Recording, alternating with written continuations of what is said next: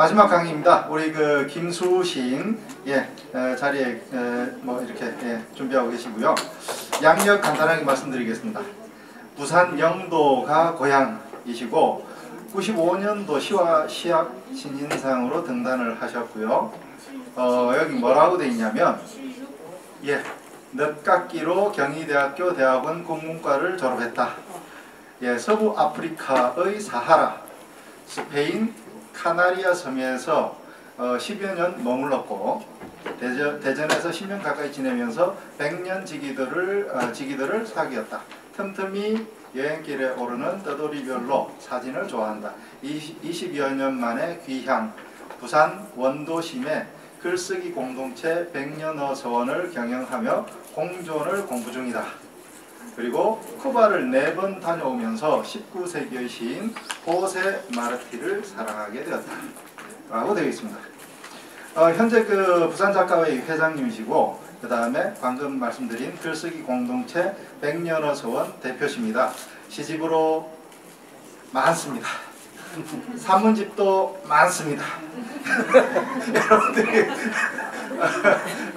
저기 그 검색해서 찾아보시고 자 인사드리고 시작하도록 하겠습니다.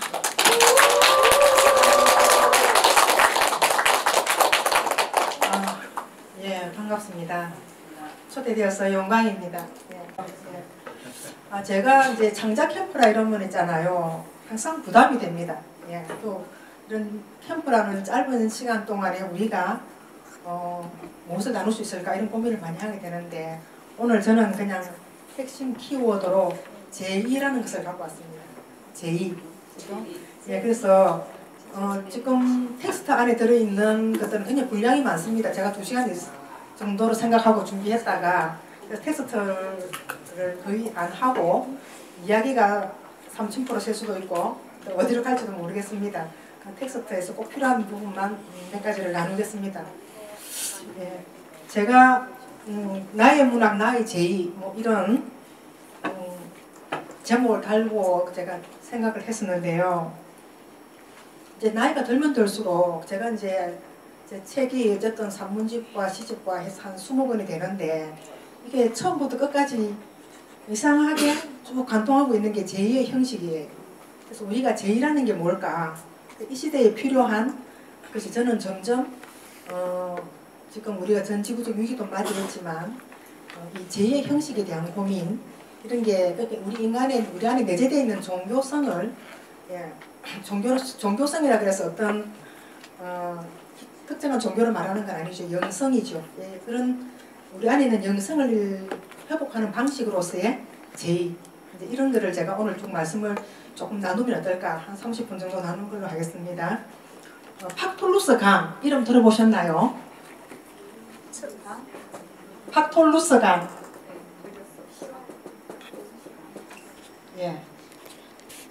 아까 누가 뭐 신화 이런 이야기 하신 것 같은데 아시는 분도 있네요. 팍톨루스 강은 지금도 터키에 있는 강 이름입니다. 우리가 마이더스의 손을 알죠? 뭐든지 만지면 황금으로 되는 손을 가졌던 왕입니다. 우리가 이걸 탁 만졌는데 이게 황금으로 변합니다. 한번 생각해 보세요. 의자를 만졌는데 황금으로 변하고 굉장히 환희에 찼겠죠. 그런데 이 마이더스가 너무 행복해서 그죠?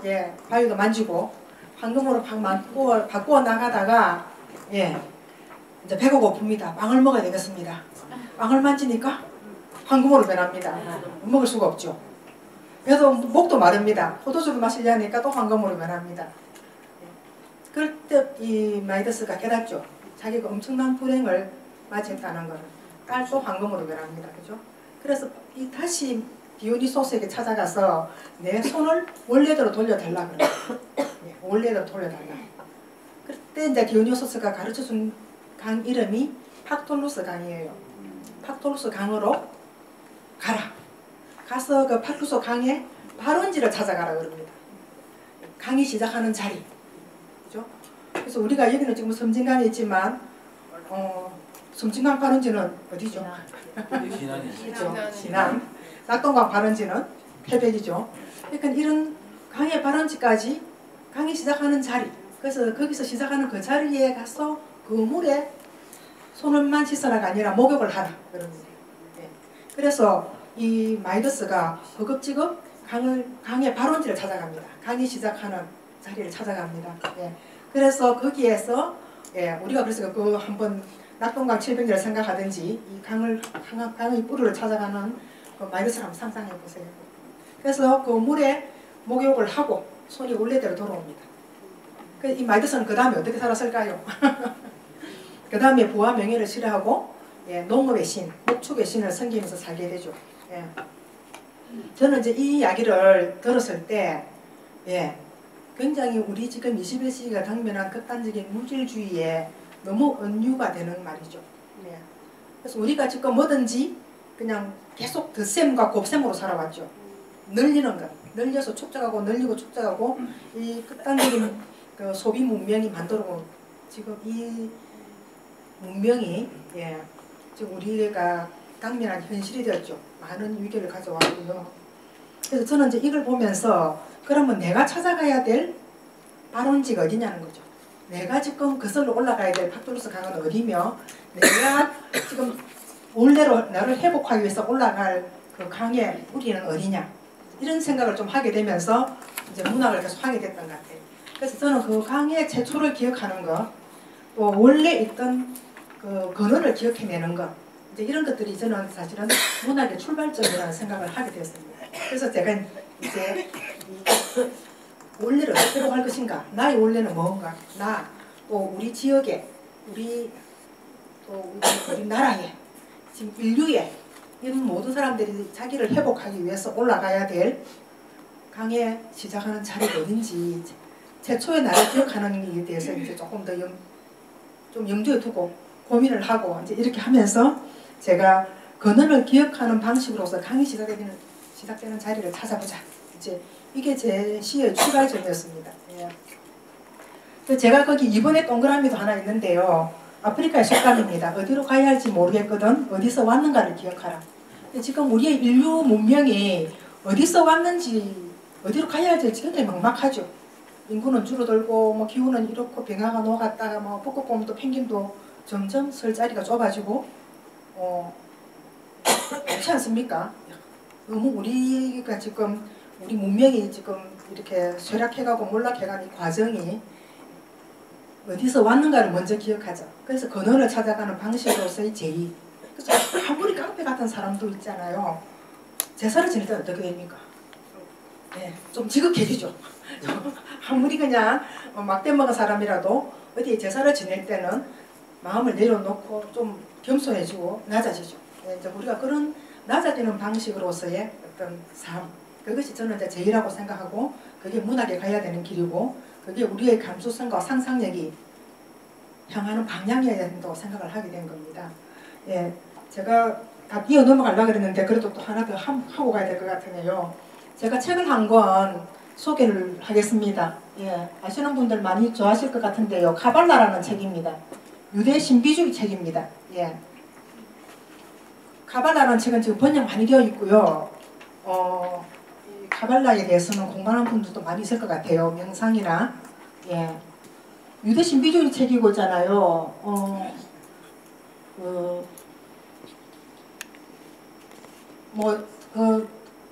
종교랑 관계없이 이 우주의 근원에 대한 이런 이야기들이 들어가 있죠. 제가 이 책을 권하는 이유는 있잖아요.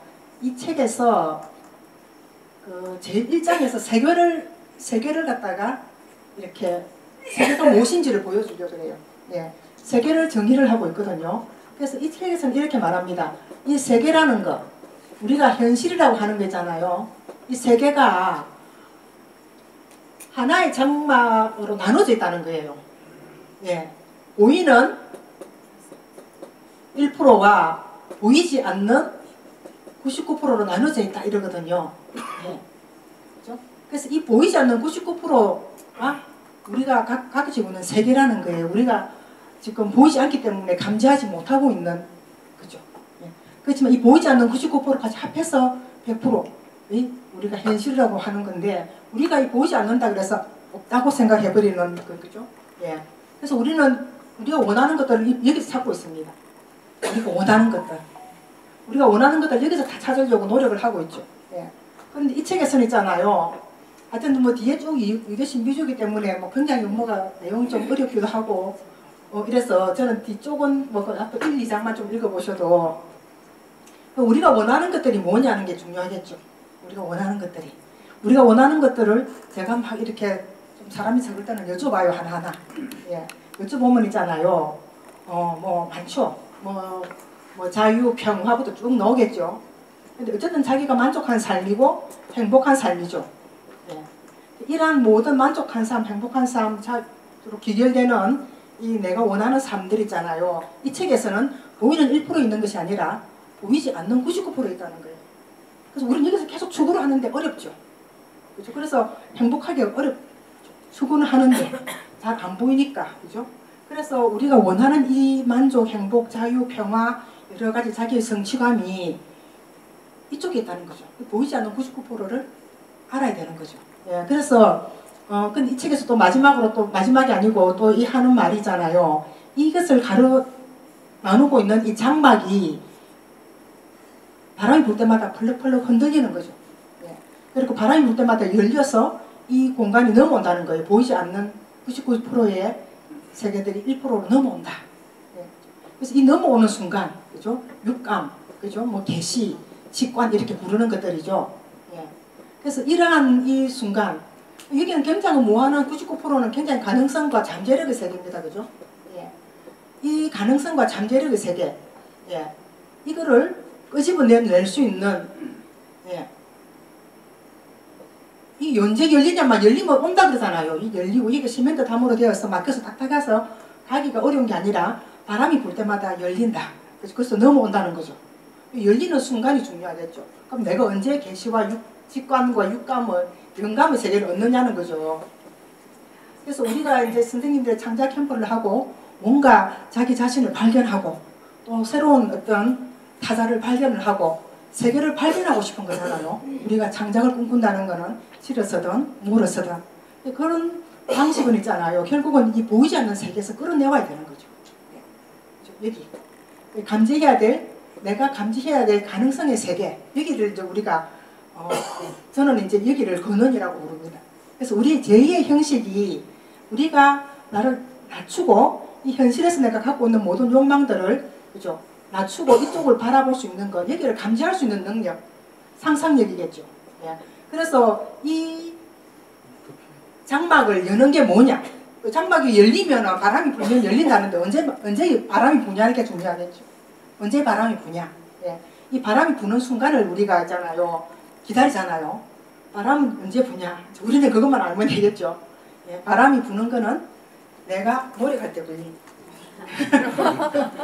내가 상상할 때, 내가 의지를 가질 때, 그때 내가 열정이 일어났거든요. 그 책에서는. 내가 열정과 상상력을 가지고 99%의 보이지 않는 세계를 계속 감지를 해야 돼요. 내가 일상 속에 있는 나의 모습은 1%입니다. 여러분, 예를 들어서 애물단지 아들이 있어도잖아요. 그 아이는 1%입니다. 그 아이 뒤에 있는 99%의 무한한 가능성이 있죠. 그걸 감지해낼 수 있는, 그 부모님이 그런 걸 감지해주고, 또 제가 아이들 중고등학교 강의하면 있잖아요. 부모님이 잔소리하고 이러면은 항상 그때마다 이거는 1%야. 우리 엄마의 무한한 가능성 99%가 있어. 내가 또 아이들 보고는 엄마의 99%를 좀 찾아봐라. 막 이렇게 하거든요. 부모님들한테는 아이의 99%를 찾아봐라. 이렇게 하죠. 그래서 이 99%의 여는 나의 열정과 상상력. 선생님들이 이제 글을 쓰셔야 되고, 글을 쓰고 싶어 하시고, 꿈을 꾸고, 그죠? 그럴 때에 내가 굉장히 열려고 할 때 열린다. 저게 있잖아요. 우리의 과학과 우리 그 문명이라든지 모든 문화가 이 과정을 거쳐서 오는 겁니다. 그러니까 문화예술, 그죠? 문화예술도 그렇고 있잖아요. 과학도 그래요. 과학자들 있잖아요. 계속 이쪽을 감지를 합니다. 그래서 계속 실험을 하고 연구를 하죠. 계속 실패를 하고 계속 자기가 열정과 의지를 가지고 탐구를 하면 있잖아요. 넘어오는 거죠. 90%에서 고민하다 보면 어느 순간에 딱 뭔가를 봤을 때 영감을 얻고 저거야. 그죠? 또 꿈을 꾸다가 계시를 받기도 하고. 네. 그래서 내가 이 보이지 않는 99%를 계속 감지하려고 노력을 해야 되는 거죠. 글 쓴다는 건 있잖아요. 제가 지금 이 페이퍼를 보면 있잖아요. 두 번째는 은유를 제가 이제 문학할 때는 은유적인 사고가 가장 중요하다 싶어서 은유를 말하려고 했는데 이것을 끄집어내려고 그런 거 있잖아요. 사물의 이면을 읽는 힘, 그죠? 다른 데서 그 갖고 나올 수 있는 힘, 그게 다 은유의 능력이잖아요. 필요한 거죠. 그래서 열정과 의지와 상상력, 이 문을 연다. 그때 바람이 부는 순간입니다. 그때 고흐도 마찬가지겠죠. 고흐도 계속 그죠? 보이지 않는 세계를 감지할 수 있는 힘이 있었기 때문에 지금 아주 그냥 우리한테는 가장 아름다운 예술가로 남았잖아요. 그러니까 그런 힘들이 다 여기서 넘어온 힘들이죠. 그래서 이 보이지 않는 99%를 감지하는 것, 그죠? 이게 저는 우리가 창작할 때, 그래서 제가 아까 말한 그 마이더스가 근원을 찾아가는 것처럼 우리의 존재의 뿌리는 있잖아요. 1%의 지금 보이는 현실이 우리의 근원이 아닙니다. 그 굉장히 무한한 우리 존재가 있죠. 뭐 여러 가지로 하죠. 굉장히 불교적이기도 하고 불교적이기도 하고 그렇습니다. 네, 그래서 내 안에 있는 99%를 내가 먼저 감지하는 것, 네, 그죠?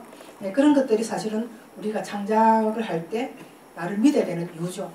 창작할 때 가장 중요한 것은 자기를 믿는 겁니다. 네. 자기를 믿는 겁니다. 자기를 못 믿으면 있잖아요. 자기 경험을 못 믿는 거잖아요. 자기의 경험을 못 믿으면 문학을 할 수가 없죠. 어떤 장르든지가. 그래서 자기를 믿기 위해서는 내 안에 보이지 않는 새로운 것을 계속 감지를 해야 됩니다. 그래서 보이는 1% 가지고 자꾸 자신을 갈 게 아니라 더 근원적인 뿌리가 있고 더 근원적인 거. 뭐 우리가 더 근원적인 걸 따져보면 있잖아요. 예를 들면 우리 DNA가 얼마나 됐는지 내 몸에 있는 DNA의 나이를 한번 생각해 보세요. 내 DNA가 내가 태어나면서 만들어진 DNA일까요?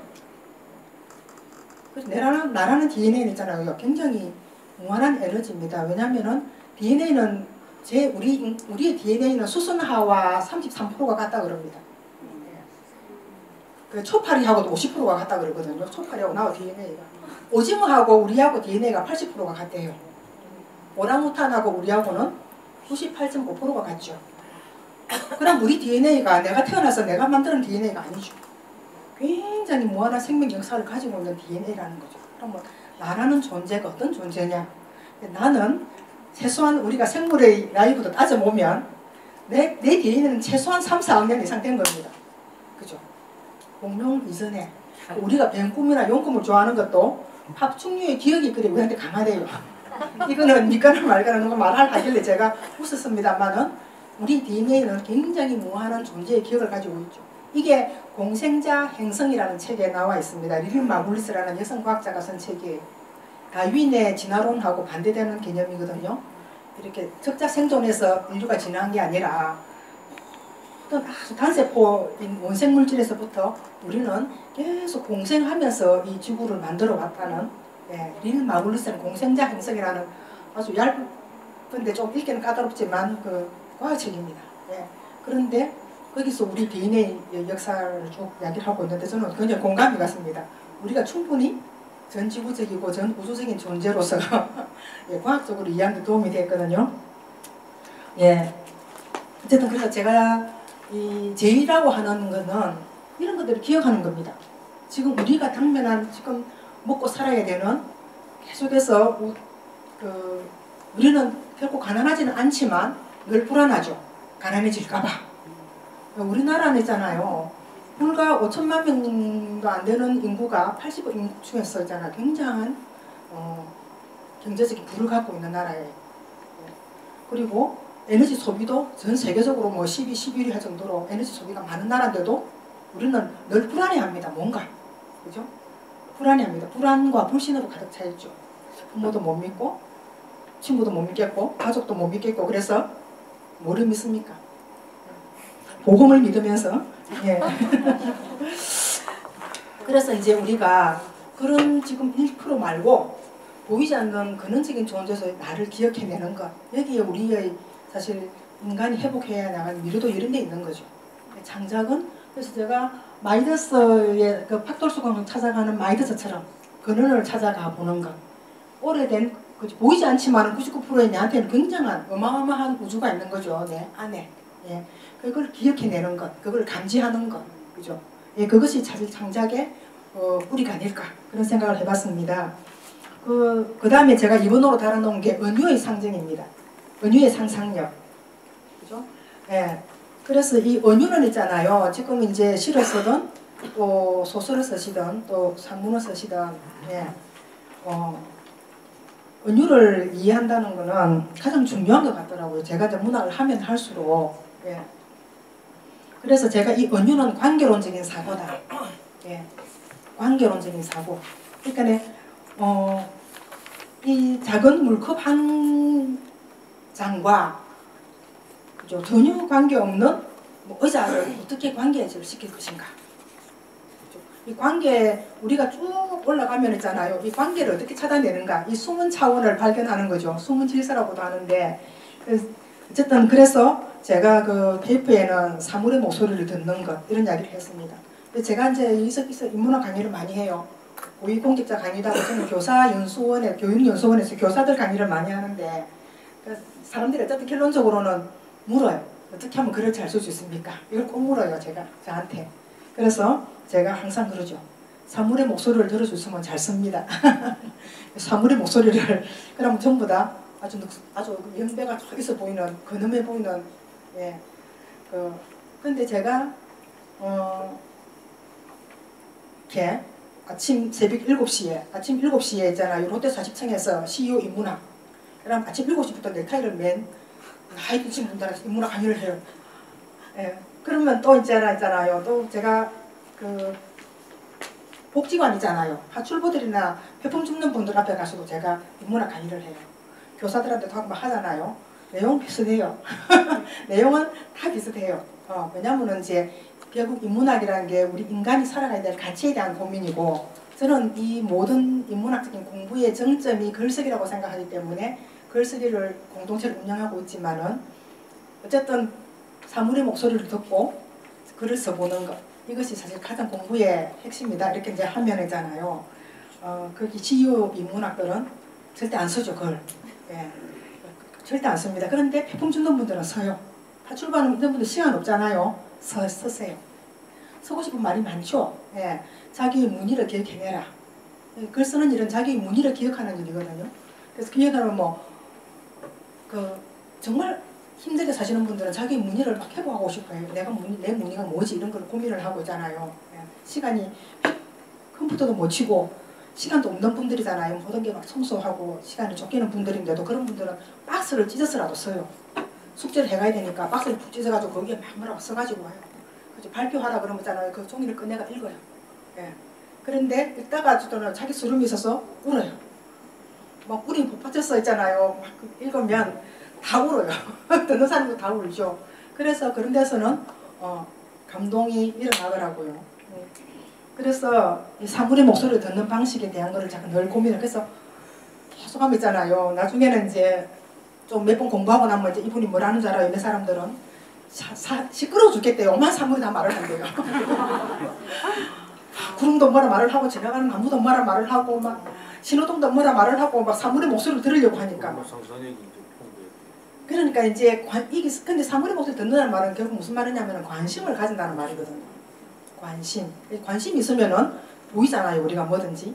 그래서 이제 사물에 대해서 관심을 가지고 아까 관계론적인 사고라 그랬죠. 이것들이 뭐하고 연결되는지 우리가 초등학교 때 숙제 시험칙을 할 때 가한과 나한과 관계 있는 게 줄을 것이요 그러잖아요. 예, 지우개라면 연필, 뭐 책상, 뭐 의자 이렇게 줄을 것 그런 1, 2학년 때 하던 시험이 있었잖아요. 그겁니다. 그러니까 관계가 있는 것끼리 자꾸 줄을 그어보는 거거든요. 내가 지금 오늘 내가 경험한 상황들이 어떤 보편적인 개념과 연결되는지 오늘 아침에 내가 누구랑 오해가 있어서 뭐라 말다툼을 했는데 이 말다툼이 이게 나의 자유와 관계가 있는지 나의 평화와 관계가 있는지 그죠? 아니면은 개성하고 관계가 있는지 이런 개념들이 있잖아요. 줄을 그어보는 그렇게 하면 이제 문학이 심도를 만들어가죠. 어쨌든 그런 이야기를 제가 관계가 중요하다. 이제 그런 이야기를 제가 쭉 하고 싶었습니다. 그래서 우리가 이 깨달는다는 말을 있잖아요. 우리가 인드라망 이야기도 있잖아요. 저는 지리산 오면 꼭 인드라망이 더 생각이 잘 납니다. 뭐 실상사 학교 때문인지도 모르겠지만은 인드라망이 어쨌든 계속 연결되잖아요. 보이지 않는 거로 우리가 연결되죠. 우리가 겪는 모든 경험들, 내가 별거를 아니라고 생각했던 나의 사소한 경험들, 내 어릴 때에 뭐 중요한 물건을 잃어버렸다든지, 뭐 중요한 오해를 받아서 너무 억울한 경우가 있었다든지, 그죠? 아주 행복한 순간에 이런 모든 것들 있잖아요. 굉장히 중요한 사건들입니다. 이렇게 그냥 개인의 어떤 이야기가 아니고 한 인간의 고유한 존재가 그 어떻게 세계를 지금 나라는 세계를 구성하는데 굉장히 중요한 존재이기 때문에 고유한 그 세계이기 때문에 그런 것들을 의미를 부여하는 작업이 이제 이런 것들입니다. 그래서 거기에 이제 은유의 능력, 은유에 대해서는 있잖아요. 사실은 인터넷 검색만 하고 책을 찾아보셔도 충분히 또 공부를 해보실 수 있을 거예요. 꼭 은유를 좀 심도 있게 공부하시고요. 그래서 이 관계를 해내는 것, 연결 지어내는 것, 이 힘을 우리가 창작에는 반드시 필요하다. 그런 말씀을 드리고요. 또 제가 파레시아라는 개념에 대해서 거기 이번에 있는데요. 이 푸코가 말한 개념입니다. 진실 말하기예요. 진실을 말하는 방식이 네 가지가 있는데 진실의 역할, 우리가 진실을 이해하려고 그러죠. 근데 그 진실의 역할이 뭐냐면잖아요. 예언자 역할이 있고 현자 역할이 있고 교육자 역할이 있고 파레시아스트 역할이 있다 이랬거든요. 그래서 우리가 글을 쓰는 것들이 어떤 역할을 할 건가 이제 이런 우리가 그런 역할에 대한 어떤 문학 역할이라고 해야 되겠죠. 예언자 역할은 있잖아요. 예언자 역할은 신의 목소리를 대신하는 거예요. 그죠? 신의 목소리를 대신하고 절대적인 위치에 있는 어떤 목소리를 대신하는 거죠. 근데 현자 역할은 뭔가를 깨달았습니다. 그 깨달은 거를 그죠? 자기 이름을 통해서 말하는 거죠. 우리가 어느 현자 이야기하면은 그래 인도의 어떤 현자가 이런 말 했다더라. 그죠? 그런 현자 이야기를 우리가 하죠. 그 다음에 그 교육자 역할이 있습니다. 그래서 교육자는 있잖아요. 정말 필요한 지식들을 전달을 해주죠. 그죠? 그래서 우리 문학이 예언자 역할도 있고 또 현자 역할도 있고 교육자 역할도 있고 이렇습니다. 근데 파레시아스트 역할도 있다는 거죠. 예. 이 파레시아스트는 어떤 신념과 용기를 가지고 전체에게 말을 하는 겁니다. 예. 그러니까 자기 이름으로 말하는 거죠. 예. 그래서 의무가 있다는 거죠. 문학이 갖고 있는 소명이라고 생각해야 되죠. 그래서 이 문학을 우리가 공부할 때 처음 배울 때 있잖아요. 그냥 그냥 소박하게 뭐 이렇게 이런 어떤 감성적 이건 해봐야 되겠다. 뭐 이런 것도 있겠지만은 사실은 우리가 문학에 할 수 있는 게 참 많다는 거. 그래서 문학에 대한 소명까지 우리가 이해하면 좋겠다. 이제 이런 이야기가 있습니다. 그리고 선생님들이 지금 글쓰기를 선택을 하셨는데요. 이건 제가 그 생각의 도구라는 책이 있습니다. 생각의 도구. 아주 좀 두꺼운데도 안에 내용은 좀 깊은데도 아주 쉽게 썼어요. 네, 한국 사람이 썼는데도 독일 학자더라고요. 생각의 도구인데 지금 우리가 그동안에 지식의 도구가 많았지만 앞으로는 생각의 도구가 필요하다. 지식의 옛날에 아는 것이 힘이다 해서 지식이 모든 경쟁력이었잖아요. 근데 지금은 어떻게 됐습니까? 지식이 경쟁력이 되지 않습니다. 지식은 컴퓨터가 다 갖고 있고 우리는 지식은 그냥 찾으면 됩니다. 예. 그래서 지식은 이제 거기 보면 제가 해놓은 게 그 인류왕 지식은 소유도 아니고 접속의 대상일 뿐이고 지식은 교육과 전수의 내용이 아니라 검색과 전송의 내용이다. 그래서 이제는 지식으로 우리가 뭘 할 수 있는 시대가 아니고 지금부터 필요한 건 생각이라는 거죠. 깨달음입니다. 깨달음. 그래서 깨달음과 감성적인 것으로 열어나가는 어떤 감수성의 세계, 상상력의 세계라는 거죠. 깨닫는 지식의 도구, 생각의 도구가 지금 5가지가 거기 나와 있습니다. 아까 제가 말씀드린 은유. 그러니까 사물을 어떤 것과 다른 방식으로 이거를 말하기 위해서 다른 방식으로 말하는 거죠. 내가 너를 사랑해가 아니라 너를 사랑하는 걸 다른 방식으로 말하는 겁니다. 예. 그래서 그런 은유, 그 다음에 아르케, 로고스, 그리고 수, 그 다음에 레토릭, 수사학 이런 것들이 이제 우리가 앞으로 미래의 인류가 가져가야 될 생각의 도구들이다. 이런 건데 책을 한번 구해보시면 잘 읽힙니다. 예. 술술술술 잘 읽힙니다. 그런데 쭉 해놔서 정말 우리가 글 쓸 때 필요한 은유와 레토릭과 문장 이런 것들이 있거든요. 그게 지금 이제 지식에서 벗어나서 굉장히 엄청난 지식은 지금 우리한테 굉장히 많은 정보가 되어서 우리를 지배하고 있습니다. 그래서 우리의 감수성과 상상력이 다 뺏기는 거죠. 뺏겨 있습니다. 뺏겨서 우리는 자기가 내 생각을 뺏기는지 내 상상력이 다 뺏기는 줄 모르고 지식의 폭주에 지금 갇혀 있거든요. 이 지식을 깨뜨리고 다시 뭔가를 그런데 우리가 지구를 구하는 방식일 수도 있습니다. 시간이 막 지나가네요. 저는 거기 4번에 보면 있잖아요. 코끼리의 코 이야기를 했습니다. 이거는 제가 어디에 벌써 한 20, 30년 전에 어디에 실용을 쓰면서 써본 말인데, 코끼리의 코는 있잖아요. 굉장히 힘이 있죠. 그래서 아주 거대한 막 나무도 쓰러뜨리고 숲도 막 이렇게 나갑니다. 그렇지만은 코끼리는 아주 그 코로 작은 풀씨를 줍거든요. 아주 작은 풀씨를 줄 줄 알고 아주 거대한 나무도 쓰러뜨릴 줄 아는 이 코끼리 코가 문학이다. 저는 이제 이런 생각을 한 적이 있는데 그것도 좀 나누고 싶었습니다. 우리 문학은 아주 강렬한 흐름도 가져오셔야 되고 아주 세미한 흐름도 가지고 오셔야 되고, 그렇죠? 네, 그런 것들이 우리가 언어를 다 공부해야 되는 이유입니다. 네, 쭉 지나가겠습니다. 제가 뒤에 있는 것들은 다 제가 제2에 관한 시라서 안 하고요. 제가 저기 3번에 보면은 타자를 향하여 이런 말이 있습니다. 타자를 향하여. 그래서 거기 제가 보면 그리스인 조르바 문장을 인용을 해놨습니다. 그 타자를 향하여 보면은 나는 세 부류의 사람이 있다고 생각해요. 소위 살고 먹고 마시고 사랑하고 돈 벌고 명성을 얻는 걸 자기 생의 목표라고 생각하는 사람이 있고요. 또 한 부류는 자기 삶을 사는 게 아니라 인류의 삶을 사는 것에 관심이 있어서 그걸 목표로 한다. 그래서 사랑을 독려하고 가르치려 하고 막 이런다 이랬죠. 근데 마지막 부류는 우주의 삶을 목표로 하는 사람들이 있다 이래놨습니다. 사람이나 짐승이나 나무나 별까지 챙기는, 그죠?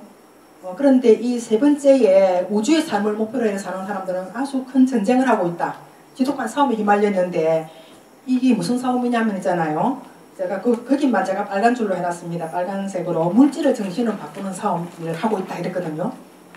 우리가 그리스인 조르바를 읽어보신 분이 많으실 것 같은데 조르바는 무식한 사람이죠. 좀 무식했어요. 이 주인공 하다로 나오는 지식인을 늘 가르칩니다. 그런데 이게 조르바의 말입니다. 물질을 정신으로 바꾸는 싸움. 저는 이게 우리가 창작을 시작하는 사람들이 굉장히 중요하다고 생각하는 거죠. 물질을 정신으로 바꾸는 싸움이 뭘까요? 이게 잘 이해가 안 되면 있잖아요. 우리 사회는 정신을 물질로 바꾸는 사회예요. 우리 사회는. 그래서 우리 사회는 정신을 물질로 바꾸는 사회인데 이거를 거꾸로 해야 되는 거죠. 글 쓰는 사람들.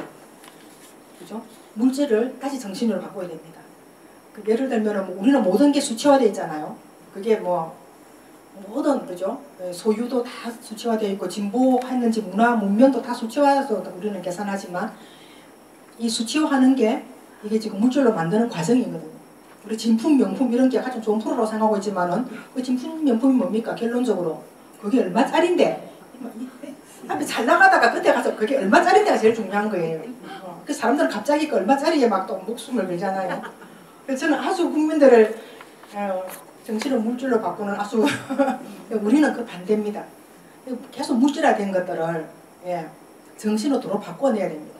그러면은 그죠? 모든 걸 수치화하는 거 이거 좀 벗어나야 되겠죠. 사람을 판단하거나 그 사람의 삶이나 가치를 판단할 때 계속 수치가 들어가는 거 이거 바꿔내야 됩니다. 제가 쿠바를 아까 제가 4번 갔다 왔다 그랬는데 쿠바에 가니까 문화예술은 산업화되지 못하도록 법으로 정해놨더라고요. 우리는 지금 모든 문화예술이 산업화되었죠. 그래서 우리가 이런 것들이 사실 글 쓰는 사람들이 유념을 해야 되지 않을까. 우리는 지금 물질을 정신으로 바꾸는 중이야. 그죠? 그런 자긍심도 좀 있어야 되지 않을까. 그런 생각을 했습니다. 쭉 지나가고요. 약간 좀 공갈 협박 비슷한 이야기를 하면은 거기에 3번에 그 7번이 있습니다. 제가 미야모토 무사시 오륜서를 읽고 적어 놓은 겁니다. 7번, 동그라미 7번이 있거든요. 그래서 단련에 대해서 나와 있어요. 단련. 그래서 이 오륜서에 보면 있잖아요. 1000일의 연습을 단일화하고 1만일의 연습을 연일에 한다. 그랬어요. 그럼 우리가 단련한다는 연습 말 잘 하잖아요. 단련 1만일의 연습이면 1만일이 몇 년인가 하면 잘 해봤거든요. 30년이네. 30년. 30년 정도를 우리가 해야 단련이 된다는 말이잖아요. 예. 예, 그 정도로잖아요. 그 밑에 제가 줄 꺼놓은 게 쭉 나옵니다. 다 읽을 시간은 없고요. 그래서 원리를 습관으로 몸에 붙이는 끝없는 단련의 시간이 필요하다. 그래서 글을 제일 잘 쓰는 방식은 제일 많이 쓰는 겁니다. 많이 쓰는 게 잘 쓰는 방식. 그러니까 사실은 우리가 뭐 이런 오늘은 창작 캠프지만은 우리가 글쓰기를 배우러 다니는 거 사실 아무 소용이 없죠. 예, 글은 배워서 쓰는 거 아니죠. 시도 배워서 쓰는 거 아닙니다. 예. 그런데 자꾸 쓰다 보면은 늡니다. 그래서 많이 쓰는 사람이 잘 쓰게 되거든요. 예, 그래서 단련의 시간이 꼭 필요하다는 거. 예, 그래서 내가 많이 써야 된다는 거를 그때 글은 자꾸 이런 행사는 따라다니고 많이 다니는데 예, 글 쓰는 시간이 부족하다. 예, 안 늡니다. 예, 그죠? 계속 문학 우리가 뭐 사이비 과학이라는 말도 있지만 사이비 문학도 있거든요. 문학 비슷한 것들 많이 하고 다닙니다. 근데 정말 문학은 자기가 계속 쓰는 수밖에 없습니다. 예. 저는 늦게 공부, 아까 전에 내가 늦깎이라고 그랬죠. 저는 상고를 나왔거든요. 예.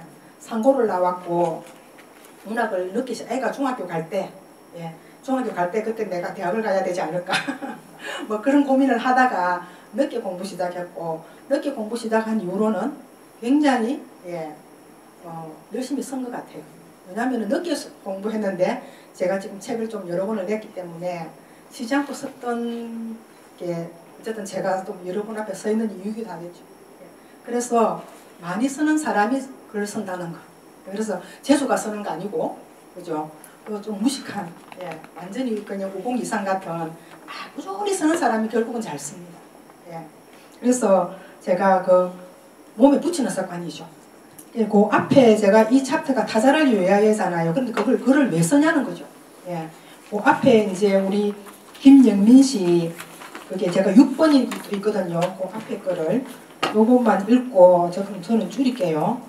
자, 자기 생각의 악순환 속에서 경화되는 것은 모든 공부의 지옥이다. 자기 생각에서 자기 생각의 악순환 여기서 자기가 굳어버리는 거죠. 그래서 자꾸 자기 고집 생기고 우리는 있잖아요. 굉장히 우리 사회는 지식적인 사회예요. 지식이 많죠. 그렇죠? 왜냐면 특히 인문학이 막 유행이 되면서 있잖아요. 책은 안 읽어도 지식 듣는 게 너무 많아진 거예요. 삼국유사 안 읽었지만 삼국유사를 한 8강 정도 듣고 나면 삼국유사 아는 것 같습니다. 이렇게 이제 그럼 자기는 안다고 생각하기 때문에 이제 고집이 생깁니다. 우리나라 사람은 그게 그렇게 많기 때문에 지금 우리 사회가 지금 요 모양 요 꼴이 된 것 같은데 그래서 어쨌든 예 우리가 자기 생각에 갇혀서 고집이 자꾸 생기는 거 이거 모든 공부의 지옥이다 그랬습니다. 예, 그래서 우리 공부는 있잖아요. 계속 타자를 향해서 나가야 된다 이 말이 나와 있거든요. 타자의 지평을 얻는 길뿐이다. 우리가 그걸 극복하는 그 지옥을 벗어나는 길은 타자의 지평을 얻는 길뿐이고 자기만의 관념에서 벗어나 타자의 지평을 얻어라. 이 타자는 있잖아요. 자아를 뺀 모든 존재입니다. 타인도 들어가겠지만은 대자인도 들어갈 테고 그죠? 모든 사물도 들어갑니다. 자아, 그 나, 내 식구, 내 집, 내 아들, 내 친구는 자아에 다 해당합니다.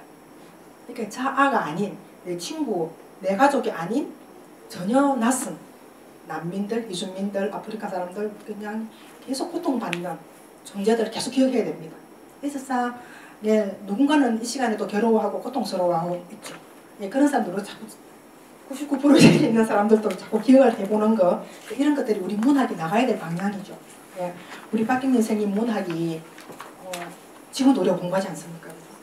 예, 제가 그 호세 마르티 쿠바의 시인도 공부하러 간 게 그 19세기의 남자인데 예, 그러고 쿠바까지 가서 제가 있잖아요. 예, 그 사람을 공부한 이유는 처음에 갈 때는 아르코에서 파견 작가로 보내줘서 갔거든요. 3개월 보내주는데 2천만 원을 주니까 내가 신이 났죠. 가서 너무 충격을 받은 거예요. 그래서 그게 다 이제 공부를 시작한 거예요. 그래서 이제 개인적으로도 6개월씩 가서 연구소에 가서 공부하고 왜냐하면 그쪽 사람들은 굉장히 가난한데 이 공존이 잘 돼 있는 거예요. 공동체가 잘 돼 있고 굉장히 유쾌한 거예요. 주눅이 아무도 주눅든 사람이 없는 거예요. 저는 먹을 것도 없이 가난한 나라가 그렇게 모두가 주눅이 안 들다는 게 이해가 안 됐어요. 우리는 굉장히 살만한 나라고 괜찮은 나라인데도 우리는 굉장히 주눅이 들죠. 물질에 주눅이 들죠. 물질에 그죠. 그래서 그런 고민을 좀 하다가 쿠바를 공부하게 됐는데 어쨌든 그러면서 제가 타자를 좀 많이 이해를 했고요. 그 문학의 소명도 많이 깨달았어요. 제가 뒤에 빈지스카 호세 마르티를 해놓은 이유는 제가 저한테는 문학의 선생이면서 지표가 된 사람이 이 두 사람이기 때문에 제가 해놨는데 지나가겠습니다.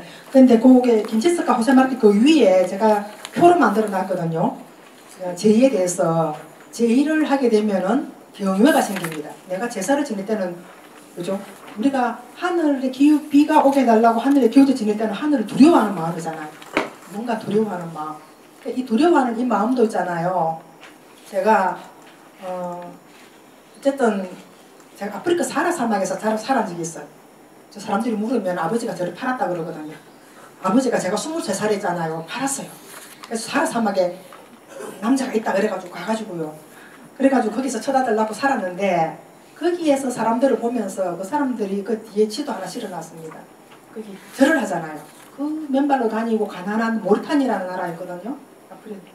국토의 100%가 사하라 사막이었어요. 그래서 땅에서 나는 게 아무것도 없는 너무 가난한 나라였는데 그 사람들이 모슬림이에요. 그러니까 늘 기도를 하잖아요. 하루에 5번씩. 공사장에 삽질하다가도 딱 시간 되면 기도하고요. 공항에서 이러고 있다가도 딱 시간 되면 기도부터 해요. 아주 멋지게 차려입은 신사분 이런 분들도. 그래서 저 기도를 계속 보면서 저 가난한 사람들이 기도하는 저게 뭘까? 이제 이런 생각도 하고 있었는데 제가 이제 약간 오지 배낭여행 쪽이었어요. 제가 파키스탄에서 이렇게 중국 카슈카로 넘어가는 카일라스가 아니구나. 카슈카 그 카라코람 하이웨이라는 그 굉장히 그 옛날 왕호청 주국전을 지은 해초가 불경 얻어도 다니던 그 인도와 중국을 잇는 그 굉장히 높은 해발 4,500의 그 길이 있어요.